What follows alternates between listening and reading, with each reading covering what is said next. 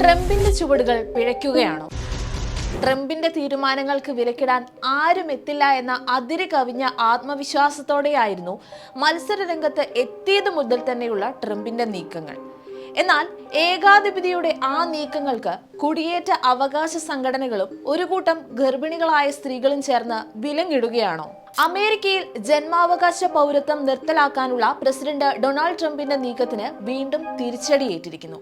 ഇന്ത്യക്കാരുൾപ്പെടെ അമേരിക്കയിലുള്ള നിരവധി വിദേശികളെ ആശങ്കയിലാക്കുന്ന ഉത്തരവ് ഫെബ്രുവരി 20 പ്രാബല്യത്തിൽ വരാനിരിക്കെ ഉത്തരവ് US കോടതി വീണ്ടും തടഞ്ഞിരിക്കുകയാണ്.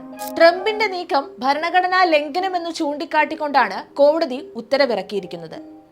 സിയാറ്റിലെ ഫെഡറൽ ജഡ്ജ് ട്രംപിന്റെ ഉത്തരവ് 14 ദിവസത്തേക്ക് സ്റ്റേ ചെയ്തതിന് പിന്നാലെയാണ് വീണ്ടും ഉത്തരവ് തടഞ്ഞിരിക്കുന്നത്.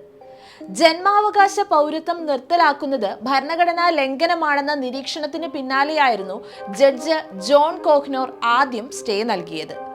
നിയമവിരുദ്ധമായി താമസിക്കുന്ന മാതാപിതാക്കൾക്ക് US ജനിക്കുന്ന കുട്ടികളുടെ ജന്മാവകാശ പൗരത്വം അവസാനിപ്പിക്കാൻ ലക്ഷ്യമിട്ടുള്ള ട്രംപിന്റെ എക്സിക്യൂട്ടീവ് ഉത്തരവിന് ഫെഡറൽ ജഡ്ജി രണ്ടാമത്തെ തവണയാണ് താൽക്കാലിക നിയന്ത്രണം ഏർപ്പെടുത്തുന്നത്.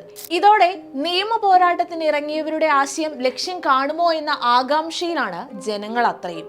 US ജനിച്ചവരോ പൗരത്വം നേടിയവരോ ആയ എല്ലാ വ്യക്തികൾക്കും പൗരത്വം ഉറപ്പു നൽകുന്ന 14ാം ഭേദഗതിയെക്കുറിച്ചുള്ള ട്രംപ് ഭരണകൂടത്തിന്റെ വ്യാഖ്യാനത്തെ രാജ്യത്തെ ഒരു കോടതിയും പിന്തുണച്ചിട്ടില്ല എന്ന US ജില്ലാ ജഡ്ജി ഡെബോറ ബോർഡ്മാന്റെ നിരീക്ഷണത്തിന് പിന്നാലെയാണ് ട്രംപിന്റെ നീക്കം ഇപ്പോൾ നിശ്ചലമായിരിക്കുന്നത്. പൗരന്മാരല്ലാത്തവർക്ക് ജനിക്കുന്ന കുട്ടികൾ US അധികാര പരിധിക്ക് വിധേയരല്ല എന്നും അതിനാൽ പൗരത്വത്തിന് അർഹതയില്ല എന്നുമുള്ള ട്രംപ് ഭരണകൂടത്തിന്റെ വാദമാണ് തർക്കത്തിന്റെ അടിസ്ഥാനം. എന്നാൽ അവരുടെ മാതാപിതാക്കളുടെ ഇമിഗ്രേഷൻ സ്റ്റാറ്റസ് പരിഗണിക്കാതെ US മണ്ണിൽ ജനിച്ച എല്ലാ ആളുകൾക്കും പൗരത്വം ഉറപ്പു നൽകുന്നുവെന്നും 1868 14ാം ഭേദഗതി അംഗീകരിച്ചതിന് ശേഷം, പ്രത്യേകിച്ച് ആഭ്യന്തര യുദ്ധത്തിന് ശേഷം അത് രാജ്യത്തിന്റെ നിയമങ്ങളിൽ അവിഭാജ്യമാണെന്നുമാണ് ഉത്തരവിനെ എതിർക്കുന്നവർ വാദിക്കുന്നത്.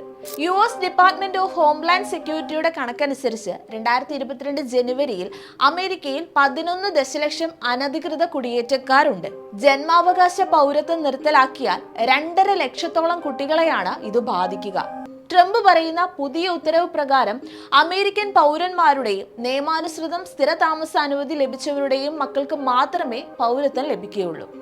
ഇന്ന് US മണ്ണിൽ ജനിക്കുന്ന എല്ലാ കുഞ്ഞുങ്ങളും ജനിക്കുമ്പോൾ തന്നെ ഒരു US പൗരനാണ്.